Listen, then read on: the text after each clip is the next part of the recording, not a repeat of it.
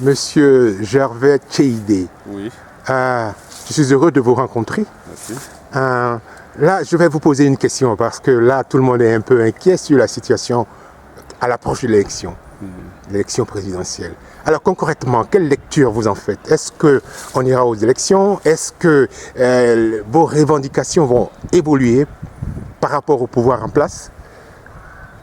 Oui, vous avez raison d'être inquiet, comme les Ivoiriens le sont dans leur grande majorité, dans leur ensemble, parce que les élections en Afrique, on le sait, sont souvent des périodes assez délicates. Nous, en Côte d'Ivoire, nous en savons quelque chose. Les dernières élections organisées en 2010 ont débouché sur une crise post-électorale qui a été dramatique pour le pays, plus des milliers de morts. Officiellement, on parle de 3000 morts, mais en réalité, il y en a plus que cela. Et malgré tout, on avance vers encore de nouvelles élections. Est-ce que le contexte a évolué? Ben, je ne crois pas. Je pense même que les choses se sont empirées. Pourquoi?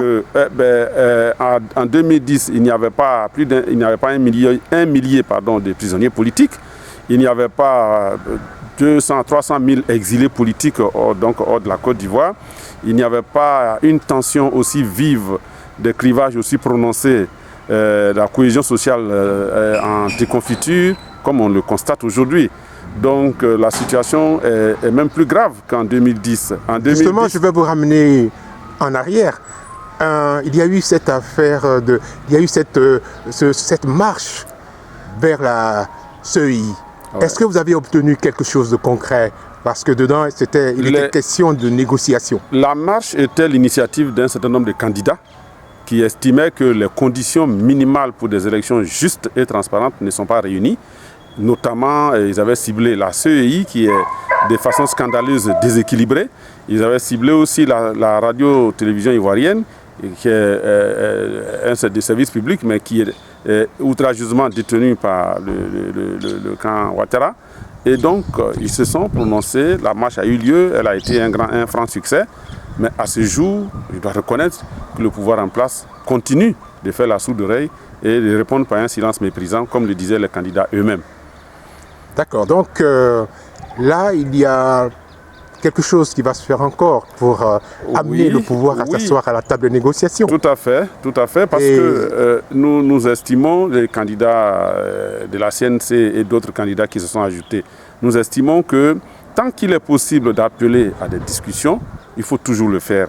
Et lorsqu'on est dans une démocratie, ou lorsqu'on est soi-même des démocrates, le seul moyen d'expression publique qu'on connaît, lorsque il vous est interdit, la télévision vous est interdite, lorsque la radio nationale vous est interdite, il ne reste que les manifestations démocratiques, c'est-à-dire les rassemblements, les marches, les meetings, les sit-ins. Et donc, vous préparez... Nous en préparons un autre rassemblement pour le mercredi 7 octobre, qui fait suite à la marche du 28 septembre dernier, qui a été un grand succès, comme je l'ai dit.